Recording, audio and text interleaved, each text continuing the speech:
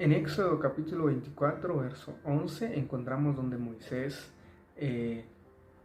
y 70 ancianos suben al monte de Sinaí, ¿verdad? Entonces, estaban cerca del monte de Sinaí en ese momento, entonces ellos vieron al Señor, dice las escrituras, que comieron y bebieron, ¿verdad? Entonces, todos anhelamos ver al Señor más de algún momento de nuestras vidas, anhelamos o palparlo también, pero aunque ese no sea el verdadero propósito, porque el Señor está con cada uno de nosotros, siempre está con cada uno de nosotros, su amor se hace más real en nuestras vidas, su presencia, ¿verdad? Entonces, pero sí podemos ver al Señor siempre en nuestro diario vivir. Entonces, pero dos versos antes, ¿verdad? En Éxodo 24, 7 y 8 nos encontramos donde Moisés y el pueblo de Israel se comprometían con el Señor en hacer y obedecerle a Él, solo lo que Él diga, ¿verdad? Entonces, luego de haberse comprometido, entonces Moisés viene, toma sangre y hace rozar sobre el pueblo de Israel en símbolo de que el Señor estaba haciendo o dando pacto para con el pueblo de Israel de que siempre iba a estar con ellos, ¿verdad? Que su presencia iba a estar.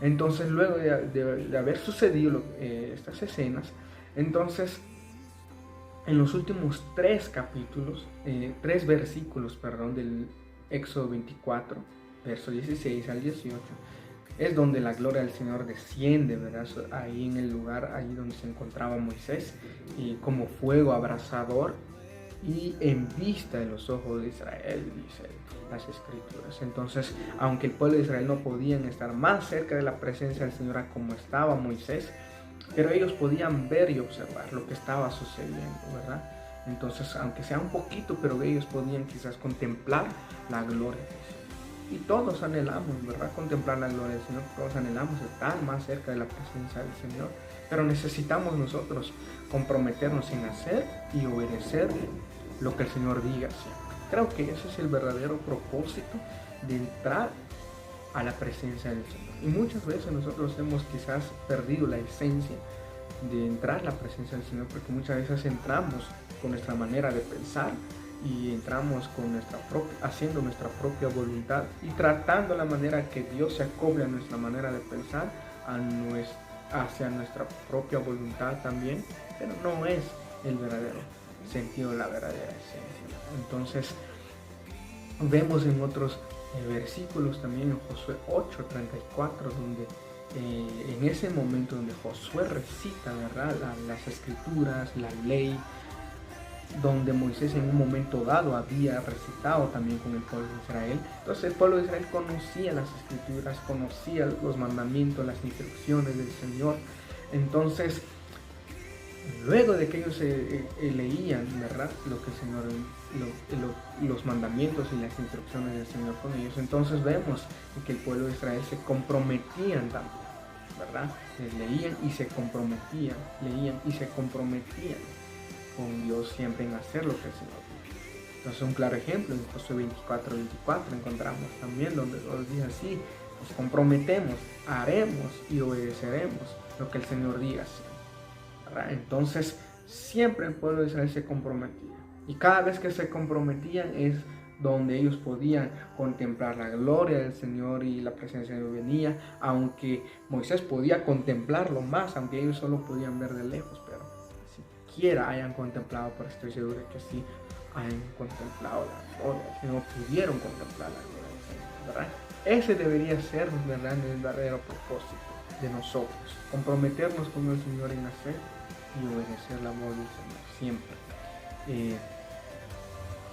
Lo que el Señor diga para con cada uno de nosotros también, ¿verdad? Entonces, luego el pacto que Moisés hace, ¿verdad?, cuando toma sangre y hace rozar sobre el pueblo de Israel, encima de que Dios estaba haciendo pacto, nos recuerda también que cuando nosotros nos comprometemos en hacer y obedecer la voz del Señor siempre, nos recuerda el mayor pacto que el Señor nos pudo haber dado también, que es entregando a su único Hijo.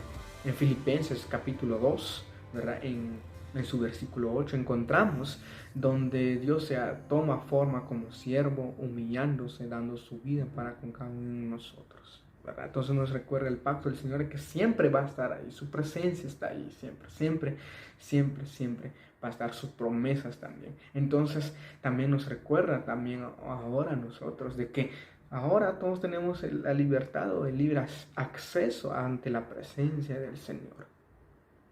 Y muchas veces nosotros, o muchas veces la mayoría, dejan a Dios a un lado porque quizás nos cuesta muchas veces comprometernos con el Señor en hacer y obedecer lo que el Señor diga siempre. A veces nos cuesta a nosotros eso, como que humillarnos y decir, bueno, Señor, quiero que tú me guíes, porque muchas veces nosotros queremos hacer nuestra manera de pensar y hacer nuestra propia voluntad.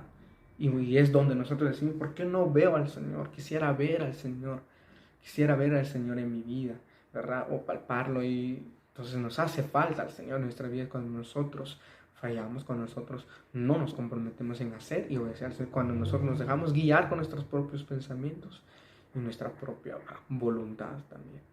Creo que esa es la verdadera esencia de poder entrar hacia la presencia del Señor, ¿verdad? Entonces todos anhelamos ver al Señor en nuestras vidas, pero comprometámonos en hacer y obedecer lo que el Señor diga siempre.